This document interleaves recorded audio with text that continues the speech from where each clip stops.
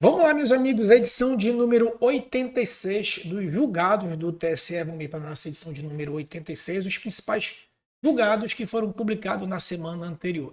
A gente tem um julgado bem importante sobre propaganda partidária, eventual ilicitude de propaganda partidária, então fica aí até o final para a gente verificar esse julgado.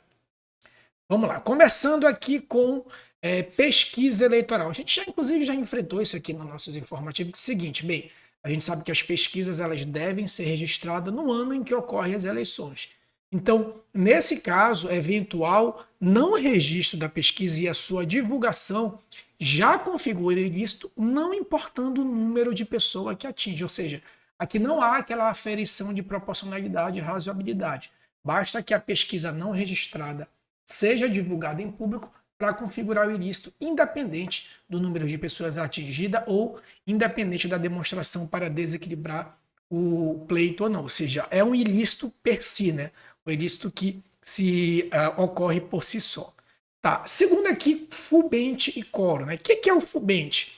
Em determinados casos, sobretudo que envolvam cassação, perda de mandato, nesses casos aqui, se exige que os tribunais, tanto os TREs quanto o TSE, devam julgar com o seu quórum máximo, né? Ou com o número máximo de membros. Qual é o número máximo de membros?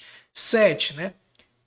Apenas em casos excepcionais é que se admite a votação com menos, né, do quórum full, ou seja, o fubente, né? Por exemplo, no caso em que um membro jurista ainda não foi nomeado pelo presidente da República e não tenha o seu substituto. Então, nesse caso, é uma questão excepcional que poderia se relativizar ao fubente. Mas, afora isso, nessas matérias que principalmente tratam de cassação de mandato, enfim, renovação de novas eleições, nesses casos aí tem que obrigatoriamente todos os 7 membros participar da votação, certo? Bem, próximo entendimento, ainda dentro de pesquisa eleitoral, né? Ainda pegando o gancho daquele nosso entendimento inicial, que é o seguinte: considera-se não registrada a pesquisa desprovida de qualquer informação obrigatória. Lá na resolução que trata de prestação de contas, que regulamenta a lei das eleições, tem um rol de informações que tem que conter para que a pesquisa eleitoral seja considerada registrada. Se faltar um desses elementos, a jurisprudência do TSE entende que, a despeito da pesquisa ter sido registrada, formalizada, mas não constou esses elementos, um desses elementos obrigatório, eu já considero como pesquisa não registrada. Então, a gente vê que, em relação à pesquisa, a jurisprudência ela é bastante rigorosa. Tá? Agora, entrando aqui para a propaganda eleitoral, o que acontece? O artigo 57D, ele fala expressamente em multa em relação ao anonimato, né? Então, ou seja, ele fala que é permitida a propaganda eleitoral na internet, vedado o anonimato, depois ele traz uma disposição sobre multa. E qual a leitura que se fez isso? Bem, a multa só pode ser aplicada em propaganda irregular na internet quando versar sobre o anonimato. No entanto, o TSE, sobretudo nas eleições de 2022, sedimentou a jurisprudência no seguinte sentido: quando o 57D fala de propaganda irregular, ele não está se limitando apenas ao anonimato.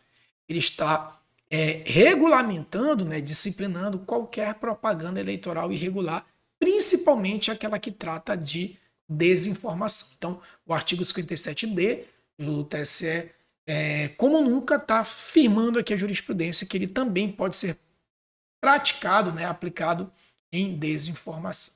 E por último, aquele entendimento que eu havia falado para vocês sobre propaganda partidária. Né? A gente sabe que, fora dos anos eleitorais, os partidos têm a sua propaganda partidária garantida na rádio e TV por concessão. Né? No entanto, essa propaganda, como o próprio nome já sugere, ela é partidária. Então, tem que veicular as ideias do partidos, né? E não promover um determinado filiado sob pena de desvirtuar a propaganda partidária. Então, vamos lá assistir essa propaganda para ver se vocês acham que, de fato, nesse caso aqui está tendo um desvirtuamento. Olha só.